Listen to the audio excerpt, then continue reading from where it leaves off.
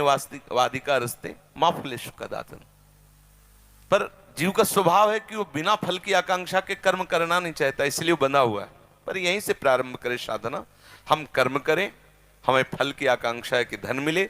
यदि वो नहीं मिलता फिर विचार करना चाहिए कि कोई प्रारब्ध है, कोई भगवान का ऐसा विधान है जो मेरे को क्रिया करने पर भी उसका लाभ नहीं मिल रहा है। जैसी प्रभु की इच्छा, निराश ना हो, हताश ना हो, पुनः प्रयास करें। वस्तुतः वो विजय को ही प्राप्त होगा पुरुषार्थी। क्या विजय को प्राप्त होगा? कई बार प्रयास करने के बाद जब असफल रहेगा तो उसे वैराग्य हो जाएगा, फिर उसे भगवान से सच्चा अनुराग होगा, फिर वो सच्चा धनी बन जाएगा। समझ रहे ना? उसको प्रारब्ध नष्ट नहीं कर सकता जो पुरुषार्थी है। शास्त्रों में आता है, उत्साह संपन्न मदीर्घ सूत्रम क्रिया विधिज्ञम विष्णे सुसक्तम सूरम कृतज्ञम दृढ़ सौहृदंच लक्ष्मी स्वयं याति निवास हेतु। जो उत्साह से संपन्न रहता है हर समय, कभी परास्त नहीं होता।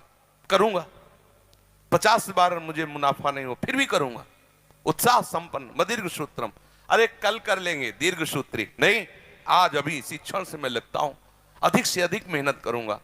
उत्साह संपन्न मदीर्घ क्रिया विधिज्ञम, क्रिया का विधान जानने वाला हो, मूर्खतापूर्ण क्रिया नहीं, क्रिया का विधि कैसे, किस व्यापार से कौन सा लाभ होता है, उस व्यापार का पूर्ण मर्मज्ञ होना चाहिए, उस क्रिया का पूर्ण मर्मज्ञ होना चाहिए। विष्णे सुशक्तम, जिस व्यापार या नौकरी में लगे उसे खूब मतलब पूर्णतया, जो पद मिले जो कार्य मिले पूर्णतया निभाने की चेष्टा करे। उसमें कायरता, उसमें प्रमाद, उसमें ये कि भाई 8 घंटे काम किसी तरह 8 घंटे निपाटना, ऐसा नहीं। कोई देखे या ना देखे, मेरा प्रभु देख रहा है। व्यसने सुशक्तम, अपने व्यापार में, अपनी नौकरी में पूर्ण आसक्त चित्त होकर के सम्यक रूप से करे। सूरम, बलवान होना चाहिए। कृतज्ञम, दूसरा यदि कोई तुम्हारे प्रति हित का बर्ताव किया है तो उसके प्रति कृतज्ञता होनी चाहिए कि आपने बड़ी हमारे प्रति सहयोग की वृत्ति की, कभी हमें भी सेवा का अवसर मिले। सूरम कृतज्ञम दृढ़ सौहृदंच, हृदय में दृढ़ता होनी चाहिए। कुछ भी बिगड़ जाए मैं ऐसा करके रहूंगा, मर चाहे जाऊं, दृढ़ता। और सौहृदंच, सबसे प्यार का बर्ताव। बोले ऐसे पुरुष के आगे प्रारब्ध परास्त हो जाता है और लक्ष्मी स्वयं याति निवास है, तो स्वयं लक्ष्मी चल के उसके घर में आने लगती। इसलिए परास्त होने की तो जरूरत नहीं है।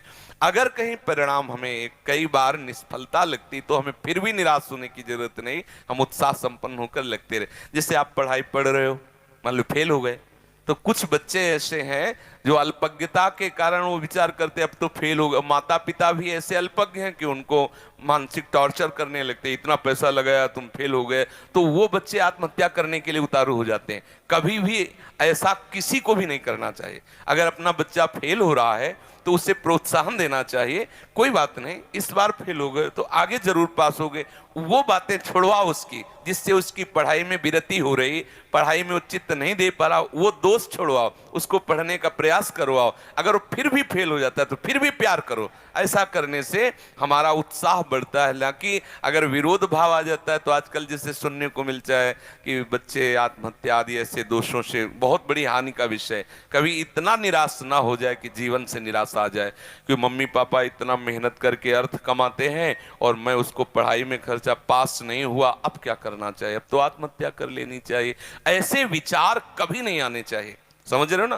क्योंकि आशा हमारी कभी टूटे ना और निराशा कभी हमें परास्त न कर पाए, ये बात जीवन में हर एक व्यक्ति को ध्यान रखना चाहिए, संसार में भी और परमार्थ में भी। हम जिस मार्ग में चल रहे हैं भगवान हमें सहयोग देंगे, हम पूर्णतया उसमें प्रयासरत रहे और इसमें निष्फलता भी सफलता होगी। प्रयासवान पुरुष कभी भी परास्त नहीं होता, उसका फल होता है। जैसे आप बहुत बार इस सब करके हार गए तो आपको वैराग्य हो जाएगा और पूर्ण आश्रय भगवान से हो जाएगा, क्योंकि आप सच्चे हो ना। तब आपको लगेगा कि प्रभु क्या आपकी कृपा में कोई कमी है ना? तब तो कृपा सच्ची मानिए, जिस समय अंतःकरण से प्रभु के आश्रित होगे उसी समय कोई ना कोई ऐसा मार्ग निकल आएगा जिसमें आप पूर्ण सफल हो जाओगे। प्रयासरत पुरुषार्थ करने वाला पूर्ण निष्फल कभी हो ही नहीं सकता। प्रारब्ध नाना प्रकार की बाधाएं उसको परास्त करेंगे माना, लेकिन वो विजय को प्राप्त होगा, क्योंकि पुरुषार्थी है, वो उत्साह से संपन्न है, वो क्रिया की विधि को जानने वाला है, दृढ़ता पूर्वक क्रिया करने वाला, इसलिए परिणाम उसका मंगलमय होगा। समझ गए?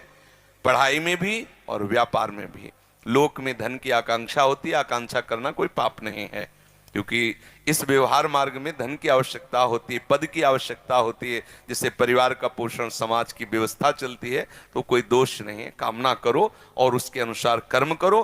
परिणाम ना मिले तो भगवान के ऊपर ऐसा मान के कि कोई मंगल विधान है, कोई हमारा ही प्रारब्ध है, संतोष धारण करो, फिर अगला प्रयास करो। कभी अपने को निगेटिव भाव में ना खड़ा करे। समझ रहे?